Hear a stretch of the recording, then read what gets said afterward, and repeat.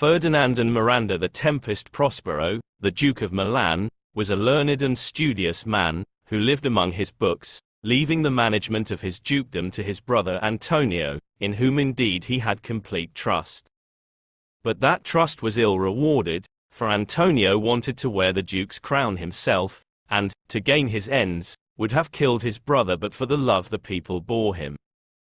However, with the help of Prospero's great enemy, Alonso, King of Naples, he managed to get into his hands the dukedom with all its honor, power, and riches. For they took Prospero to sea, and when they were far away from land, forced him into a little boat with no tackle, mast, or sail. In their cruelty and hatred they put his little daughter, Miranda, not yet 3 years old, into the boat with him, and sailed away, leaving them to their fate. But one among the courtiers with Antonio was true to his rightful master, Prospero. To save the duke from his enemies was impossible, but much could be done to remind him of a subject's love. So this worthy lord, whose name was Gonzalo, secretly placed in the boat some fresh water, provisions, and clothes, and what Prospero valued most of all, some of his precious books. The boat was cast on an island, and Prospero and his little one landed in safety. Now this island was enchanted, and for years had lain under the spell of a fell witch, Sycorax, who had imprisoned in the trunks of trees all the good spirits she found there. She died shortly before Prospero was cast on those shores, but the spirits, of whom Ariel was the chief, still remained in their prisons. Prospero was a great magician, for he had devoted himself almost entirely to the study of magic during the years in which he allowed his brother to manage the affairs of Milan. By his art he set free the imprisoned spirits, yet kept them obedient to his will, and they were more truly his subjects than his people in Milan had been. For he treated them kindly as long as they did his bidding, and he exercised his power over them wisely and well. One creature alone he found it necessary to treat with harshness. This was Caliban, the son of the wicked old witch, a hideous, deformed monster, horrible to look on, and vicious and brutal in all his habits. When Miranda was grown up into a maiden, sweet and fair to see, it chanced that Antonio and Alonso, with Sebastian, his brother, and Ferdinand, his son, were at sea together with old Gonzalo, and their ship came near Prospero's island. Prospero, knowing they were there, raised by his art a great storm, so that even the sailors on board gave themselves up for lost. And first among them all Prince Ferdinand leaped into the sea, and, as his father thought in his grief, was drowned.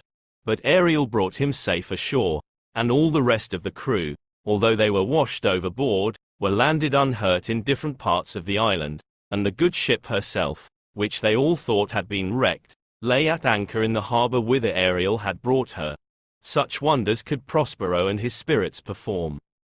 While yet the tempest was raging, Prospero showed his daughter the brave ship laboring in the trough of the sea, and told her that it was filled with living human beings like themselves.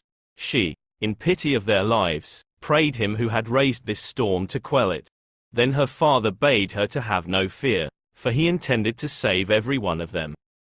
Then, for the first time, he told her the story of his life and hers, and that he had caused this storm to rise in order that his enemies, Antonio and Alonso, who were on board, might be delivered into his hands. When he had made an end of his story he charmed her into sleep, for Ariel was at hand, and he had work for him to do. Ariel, who longed for his complete freedom, grumbled to be kept in drudgery, but on being threateningly reminded of all the sufferings he had undergone when Sycorax ruled in the land, and of the debt of gratitude he owed to the master who had made those sufferings to end, he ceased to complain, and promised faithfully to do whatever Prospero might command. "Do so," said Prospero, "and in 2 days I will discharge thee." Then he bade Ariel take the form of a water nymph and sent him in search of the young prince. And Ariel, invisible to Ferdinand, hovered near him, singing the while, "Come unto these yellow sands and then take hands. Courtside when you have, and kissed, the wild waves whist. Foot it featly here and there, and, sweet sprites, the burden bear." And Ferdinand followed the magic singing, as the song changed to a solemn air, and the words brought grief to his heart, and tears to his eyes, for thus they ran. Full fathom 5 thy father lies, of his bones a coral made. Those are pearls that were his eyes, nothing of him that doth fade, but doth suffer a sea change into something rich and strange. Sea nymphs hourly ring his knell. Hark! Now I hear them, ding-dong bell. And so singing, Ariel led the spell-bound prince into the presence of Prospero and Miranda. Then, behold, all happened as Prospero desired. For Miranda, who had never, since she could first remember, seen any human being save her father, looked on the youthful prince with reverence in her eyes, and love in her secret heart. I might call him, she said, a thing divine, for nothing natural I ever saw so noble. And Ferdinand, beholding her beauty with wonder and delight, exclaimed, most sure the goddess on whom these airs attend. Nor did he attempt to hide the passion which she inspired in him, for scarcely had they exchanged half a dozen sentences, before he vowed to make her his queen if she were willing. But Prospero, though secretly delighted, pretended wrath. You come here as a spy, he said to Ferdinand. I will manacle your neck and feet together, and you shall feed on freshwater mussels, withered roots and husk, and have seawater to drink. Follow. No, said Ferdinand, and drew his sword. But on the instant Prospero charmed him so that he stood there like a statue, still as stone, and Miranda in terror prayed her father to have mercy on her lover. But he harshly refused her, and made Ferdinand follow him to his cell. There he set the prince to work, making him remove thousands of heavy logs of timber and pile them up, and Ferdinand patiently obeyed, and thought his toil all too well repaid by the sympathy of the sweet Miranda. She in very pity would have helped him in his hard work, but he would not let her, yet he could not keep from her the secret of his love, and she, hearing it, rejoiced and promised to be his wife. Then Prospero released him from his servitude, and glad at heart, he gave his consent to their marriage. Take her, he said, she is thine own. In the meantime, Antonio and Sebastian in another part of the island were plotting the murder of Alonso, the king of Naples, for Ferdinand being dead, as they thought, Sebastian would succeed to the throne on Alonso's death. And they would have carried out their wicked purpose while their victim was asleep, but that Ariel woke him in good time. Many tricks did Ariel play them. Once he set a banquet before them, and just as they were going to falter, he appeared to them amid thunder and lightning in the form of a harpy, and immediately the banquet disappeared. Then Ariel upbraided them with their sins and vanished too. Prospero by his enchantments drew them all to the grove without his cell, where they waited, trembling and afraid, and now at last bitterly repenting him of their sins. Prospero determined to make one last use of his magic power, and then, said he, I'll break my staff and deeper than did ever plummet sound I'll drown my book. So he made heavenly music to sound in the air, and appeared to them in his proper shape as the Duke of Milan. Because they repented, he forgave them and told them the story of his life since they had cruelly committed him and his baby daughter to the mercy of wind and waves. Alonso, who seemed sorriest of them all for his past crimes, lamented the loss of his heir. But Prospero drew back a curtain and showed them Ferdinand and Miranda playing at chess. Great was Alonso's joy to greet his loved son again, and when he heard that the fair maid with whom Ferdinand was playing was Prospero's daughter, and that the young folks had plighted their troth, he said, Give me your hands, let grief and sorrow still embrace his heart that doth not wish you joy. So all ended happily. The ship was safe in the harbor, and next day they all set sail for Naples, where Ferdinand and Miranda were to be married. Ariel gave them calm seas and auspicious gales, and many were the rejoicings at the wedding. Then Prospero, after many years of absence, went back to his own dukedom, where he was welcomed with great joy by his faithful subjects. He practiced the arts of magic no more, but his life was happy, and not only because he had found his own again, but chiefly because, when his bitterest foes who had done him deadly wrong lay at his mercy, he took no vengeance on them, but nobly forgave them.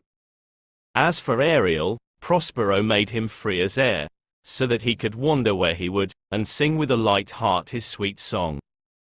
Where the bee sucks, there suck I, in a cowslip's bell I lie. There I couch when owls do cry, on the bat's back I do fly. After summer, merrily, merrily, merrily, shall I live now. Under the blossom that hangs on the bough, as you like it.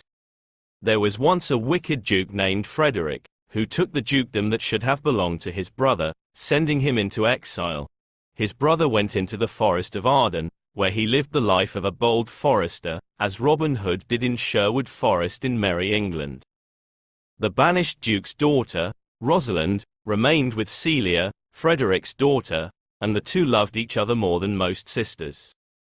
One day there was a wrestling match at court, and Rosalind and Celia went to see it. Charles, a celebrated wrestler, was there, who had killed many men in contests of this kind. Orlando, the young man he was to wrestle with, was so slender and youthful, that Rosalind and Celia thought he would surely be killed, as others had been. So they spoke to him, and asked him not to attempt so dangerous an adventure. But the only effect of their words was to make him wish more to come off well in the encounter, so as to win praise from such sweet ladies. Orlando, like Rosalind's father, was being kept out of his inheritance by his brother, and was so sad at his brother's unkindness that, until he saw Rosalind, he did not care much whether he lived or died.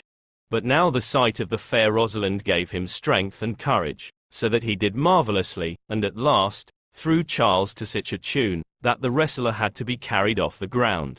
Duke Frederick was pleased with his courage, and asked his name. "My name is Orlando, and I am the youngest son of Sir Roland de Boys," said the young man. Now Sir Roland de Boys, when he was alive, had been a good friend to the banished duke, so that Frederick heard with regret whose son Orlando was, and would not befriend him. But Rosalind was delighted to hear that this handsome young stranger was the son of her father's old friend, and as they were going away, she turned back more than once to say another kind word to the brave young man.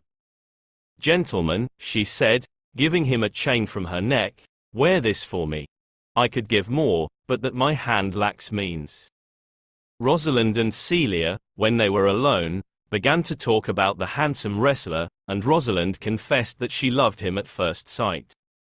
"Come, come," said Celia, "wrestle with thy affections." "Oh," answered Rosalind, "they take the part of a better wrestler than myself. Look, here comes the Duke." With his eyes full of anger, said Celia. "You must leave the court at once," he said to Rosalind. "Why?" she asked. "Never mind why," answered the Duke, "you are banished. If within 10 days you are found within 20 miles of my court, you die." So Rosalind set out to seek her father, the banished Duke, in the forest of Arden. Celia loved her too much to let her go alone, and as it was rather a dangerous journey, Rosalind, being the taller, dressed up as a young countryman, and her cousin as a country girl, and Rosalind said that she would be called Ganymede, and Celia, Aliena. They were very tired when at last they came to the forest of Arden, and as they were sitting on the grass a countryman passed that way, and Ganymede asked him if he could get them food. He did so, and told them that a shepherd's flocks and house were to be sold. They bought these and settled down as shepherd and shepherdess in the forest. In the meantime, Oliver having sought to take his brother Orlando's life, Orlando also wandered into the forest, and there met with the rightful duke, and being kindly received, stayed with him. Now, Orlando could think of nothing but Rosalind, and he went about the forest carving her name on trees, and writing love sonnets and hanging them on the bushes, and there Rosalind and Celia found them. One day Orlando met them, but he did not know Rosalind in her boy's clothes, though he liked the pretty shepherd youth, because he fancied a likeness in him to her he loved. "There is a foolish lover," said Rosalind, "who haunts these woods and hangs sonnets on the trees. If I could find him, I would soon cure him of his folly." Orlando confessed that he was the foolish lover, and Rosalind said, "If you will come and see me every day, I will pretend to be Rosalind, and I will take her part, and be wayward and contrary, as is the way of women, till I make you ashamed of your folly in loving her. And so every day he went to her house, and took a pleasure in saying to her all the pretty things he would have said to Rosalind, and she had the fine and secret joy of knowing that all his love words came to the right ears. Thus many days passed pleasantly away. One morning, as Orlando was going to visit Ganymede, he saw a man asleep on the ground, and that there was a lioness crouching near, waiting for the man who was asleep to wake, for they say that lions will not prey on anything that is dead or sleeping. Then Orlando looked at the man, and saw that it was his wicked brother, Oliver, who had tried to take his life. He fought with the lioness and killed her, and saved his brother's life. While Orlando was fighting the lioness, Oliver woke to see his brother, whom he had treated so badly, saving him from a wild beast at the risk of his own life. This made him repent of his wickedness, and he begged Orlando's pardon, and from thenceforth they were dear brothers. The lioness had wounded Orlando's arm so much, that he could not go on to see the shepherd, so he sent his brother to ask Ganymede to come to him. Oliver went and told the whole story to Ganymede and Aliena was so charmed with his manly way of confessing his faults, that she fell in love with him at once. But when Ganymede heard of the danger Orlando had been in, she fainted, and when she came to herself, said, "Truly enough, I should have been a woman by right." Oliver went back to his brother and told him all this, saying, "I love Aliena so well that I will give up my estates to you and marry her, and live here as a shepherd." "Let your wedding be tomorrow," said Orlando, "and I will ask the Duke and his friends." When Orlando told Ganymede how his brother was to be married on the morrow, he added, "Oh, how bitter a thing it is to look into happiness through another man's eyes." Then answered Rosalind, still in Ganymede's dress and speaking with his voice, "If you do love Rosalind so near the heart, then when your brother marries Aliena, shall you marry her?" Now the next day the Duke and his followers, and Orlando, and Oliver, and Aliena, were all gathered together for the wedding. Then Ganymede came in and said to the Duke, "If I bring in your daughter Rosalind, will you give her to Orlando here?" "That I would," said the Duke, "if I had all kingdoms to give with her." "And you say you will have her when I bring her?" she said to Orlando. "That would I," he answered, "were I king of all kingdoms."